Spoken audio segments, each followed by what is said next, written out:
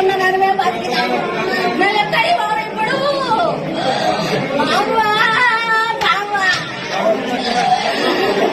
మాకు ఎట్లా పడదలే ఏం లేదు నాయన. చూసుకోవాలి ఈ రోజు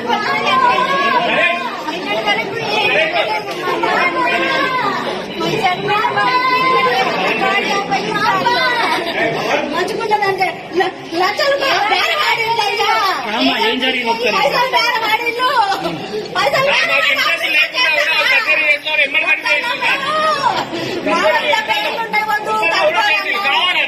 అన్న చేసిండు అవ్వా.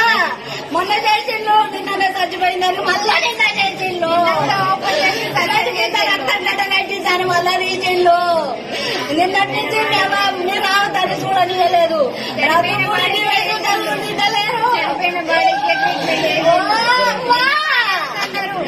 మాకెవరు పిలుచుకోవాలి అమ్మా. మా అమ్మని తీసుకొచ్చినాం గుడ్ల చూసి పేషెంట్. ఆమెకు ట్రీట్మెంట్ కాలు ఇన్ఫెక్షన్ అయితే తీసుకొచ్చినాం. డయాలసిస్ చేయాలి, కిడ్నీ ప్రాబ్లం ఉందని చెప్పి డయాలసిస్ చేసింది. చేసిన తర్వాత 2 రోజులు మంచిగానే ఉంది. తర్వాత ఇంటికి వెళ్దాం అనుకుంటున్నాం. స్కానింగ్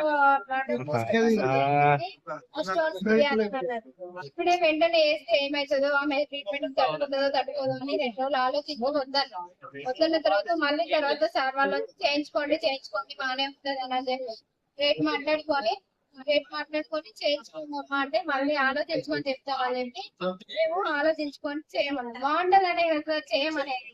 ఇట్లా చేస్తారని చేస్తున్నారు. ఆపరేషన్ చేయడం బ్లడ్ ప్యాకెట్ కావాలన్నా బ్లడ్ ఎక్కించిన తర్వాత తీసుకుపోయి బాగానే చేసిన తర్వాత బయటికి తీసుకొచ్చిండు. ఐసీయూకి తీసుకుపోతానమన్నారు. ఆమె మాట్లాడింది బాగానే ఉంది, ఏం లేదని అన్నారు.